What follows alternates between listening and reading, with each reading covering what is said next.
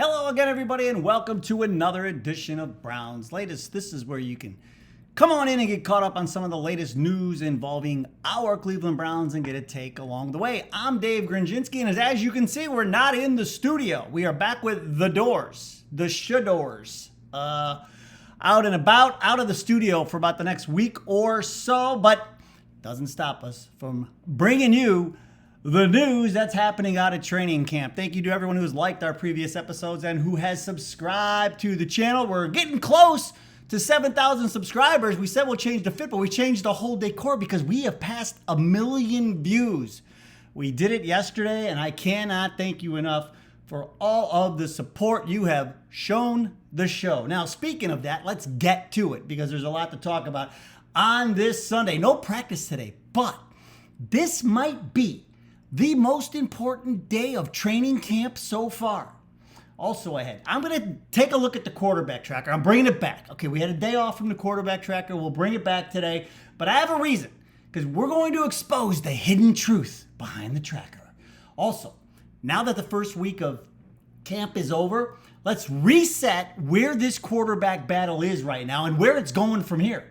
And then down in the viewer comments, someone comes in repping the reps. We'll find out what that means. But first things first, the schedule for today. It's pretty simple.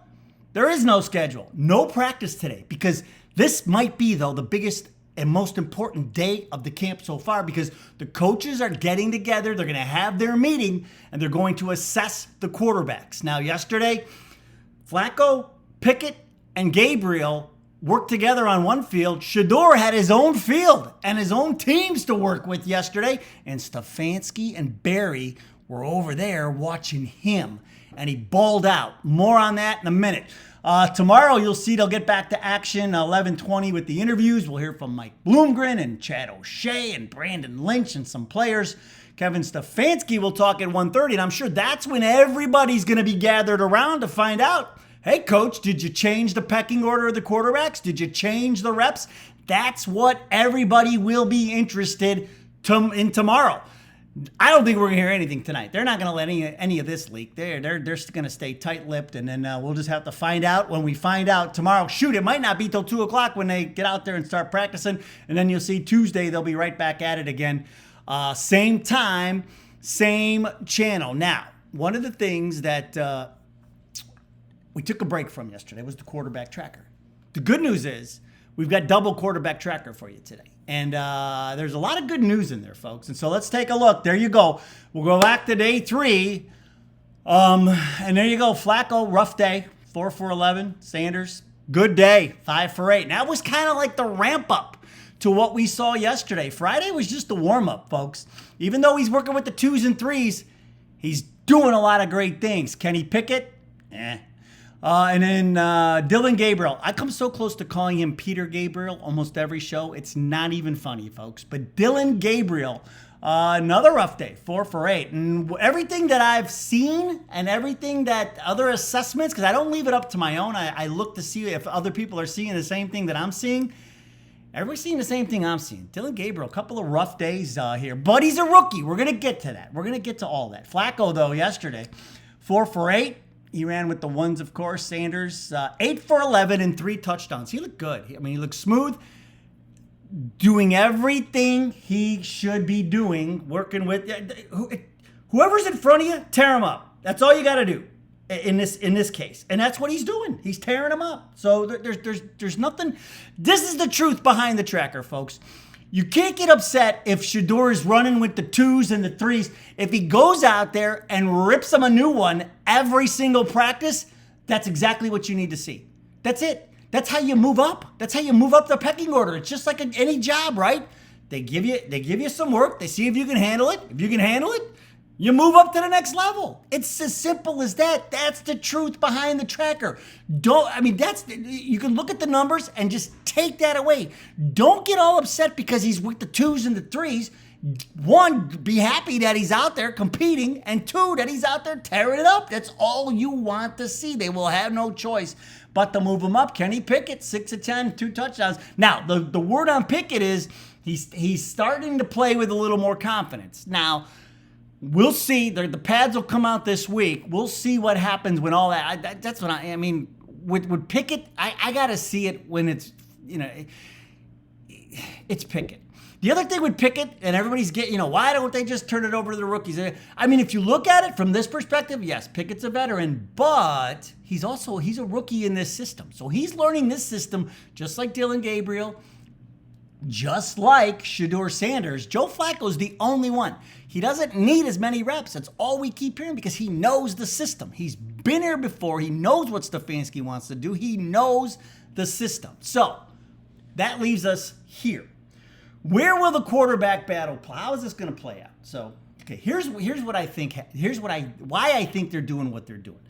I think they had that plan in the offseason they traded for Pickett right away. And they thought right away, okay, let's see if we can get a reclamation project. And if it works, great. And then if it doesn't, oh well, we'll just draft somebody in 2026 maybe if we have to. Think they were dead set on Gabriel, though, as a potential backup, or, I mean, maybe not so much an heir apparent. I just see Colt McCoy when I see a left-handed Colt McCoy, maybe a little shorter. That's what I see with Dillon Gabriel, but I could be wrong.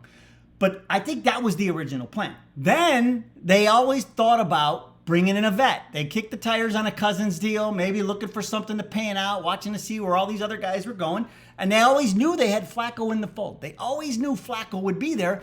And when the well dried up, Flacco was there. They grabbed Flacco and they brought him back. Flacco should have been here last year, but Deshaun Watson, that whole thing screwed up so many things, not just monetarily, but Flacco balls out the end of the year last year. Everybody loves him. We got songs about him, everything else. And what do? We get rid of him.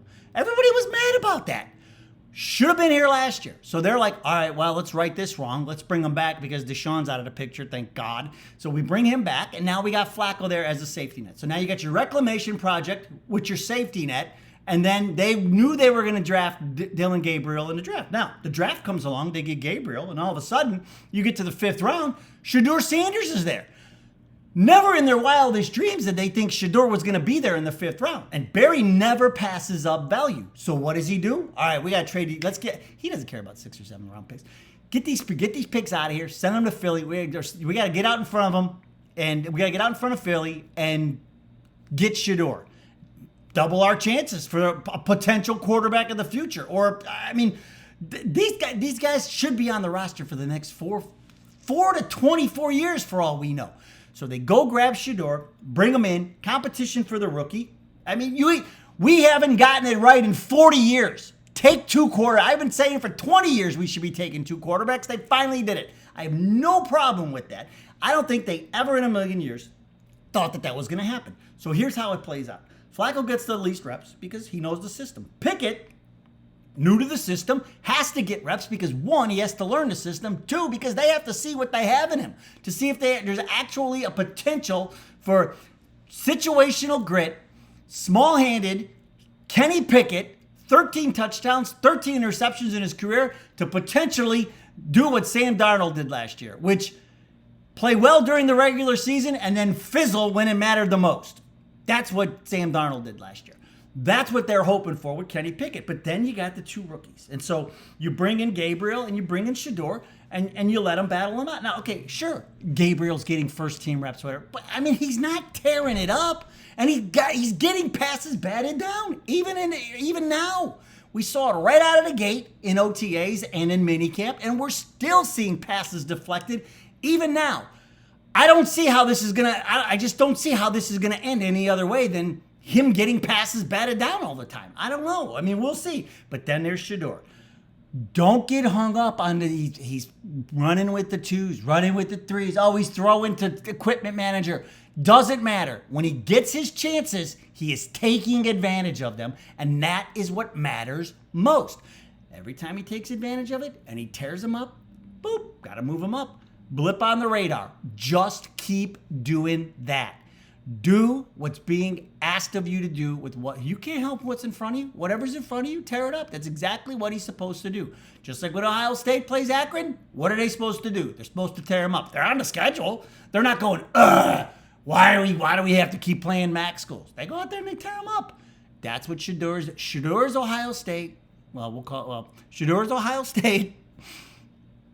The 2s and the 3s are Akron. Look at it like that. And he's doing what he's supposed to do. That's where this is going to be a slow burn. He will slowly keep doing what he's supposed to do. I don't know what's going on with Gabriel. I just don't see it. We know Flacco's not We know Flacco's not in the picture after this year. We know that. He may not even be in the picture after the first. He may not even be in the picture game 1. If Pickett wins this job, Pickett always gets hurt and he always throws. He 13 touchdowns, 13 interceptions.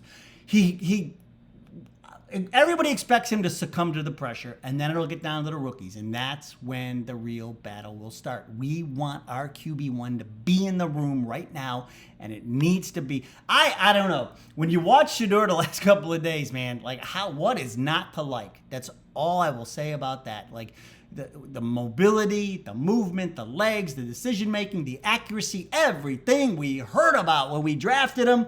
It's all there, and it was all on display the last 2 days at practice. So now that brings us to today. And what are the coaches going to do? They sat there and watched this all play out. So they went over there and had their own personal viewing session. The Baranski did. So we'll see. We will see. This is the biggest day of the camp so far. This day, and there's no practice. So we'll find out tomorrow. Where the pecking order is, what's changed, where does Shedeur start running with the ones? It'll all start playing out tomorrow. All right. Now, one thing. Now you know where I'm going with this, right? You know where I'm going because we don't know what's the plan going to be tomorrow, but always part of the plan is the viewer comments, and we're winging it today because here we go. We're going to start with Corey Gardley, who says, "I disagree with you. If the reps don't matter in training camps, the reps would be evenly distributed. If it didn't matter, why not at least let the experienced guys get more reps, which would be Sanders. The inexperienced guys get more reps, which would be Sanders and Gabriel." Well, that's what I just laid out, Corey Gardley. You got to remember, even though Pickett's a vet, this system is new to him, and they got 4 weeks to try and figure this out. What they got with Pickett, Dylan Gabriel and Shedeur Sanders, more like 4 years. That rookie contract, they just signed it. They got him on a rookie contract for the next 4 years. Pickett, they already said they're not picking up the option. So he is playing for his NFL life. Like, you talk about pressure, I think, will he succumb to the pressure? We'll find out. Larry Crest, 7. When I look at the Browns, all I can think of is chaos. Now listen, when I worked in television, every television station I worked at, they always told us they were going to build us a new building. And then they would always say everything's going to be nicer in the new building. The Browns are getting a new building. Everything's going to be nicer in the new building. But until then, let's just calm down. Deep breaths. The quarterback room is in the best spot it's been in years, okay? The running back thing is still, God, it's so frustrating.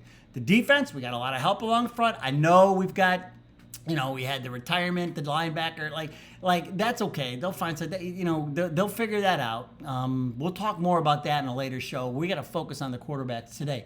But everything's going to be better in the new building, Larry, I promise. 1M Ted says, "This is all called mismanagement. Yay, word for the season of the Cleveland Browns. No matter the situation, this is so easy to literally just start one of your rookies and then start the second one and keep Flacco, and you can pick it up actually as your backups. You got to know what you got. There's no way telling me Kenny Pickett," and he spells it pick it, like pick it, interception. "After all of the NFL starts as a 15 touchdown of 14 interceptions is going to be magically changed into a serviceable quarterback. Find out what you got in the rookies and then move on." Good God. I love the good God at the end, 1M Ted. It's hard to argue with him, but like I said, Pickett's a rookie in this system. Everybody said the problem with Pickett in Pittsburgh was the system. We're going to find out. Just like we're going to find out a lot about Stefanski. His plays, his offense. This is find out what you got training camp. And then see where it takes you season. And then we're going to end on Jim Maniac, I-6521, who goes, "Get to the point." I don't know. I asked what point. I wasn't sure what point I wasn't making when I was trying to get to the point. But Jim Maniac, if you can, please follow up. Let me know what point. I'm trying to. Hopefully I made some points on this show. But the point is this. We passed 1 million views. We're going to hit 7,000 subscribers. We'll be here all week. We'll change up the scenery all week. And guess what? I have a special guest planned for you this week at some point. Don't know what show it will be, but we will have a special guest on the show. Our first special guest of the show. Who could it be? We'll find out. It's a guy who knows what he's talking about. That's all I'll let you know. All right. Thanks so much for joining us. We'll be back. Oh, we're going to sort it all out. We got Monday, then Tuesday. It never ends, folks. This is the Browns. So it's like these are the days of our lives. All right. Go Browns. We'll see you next time.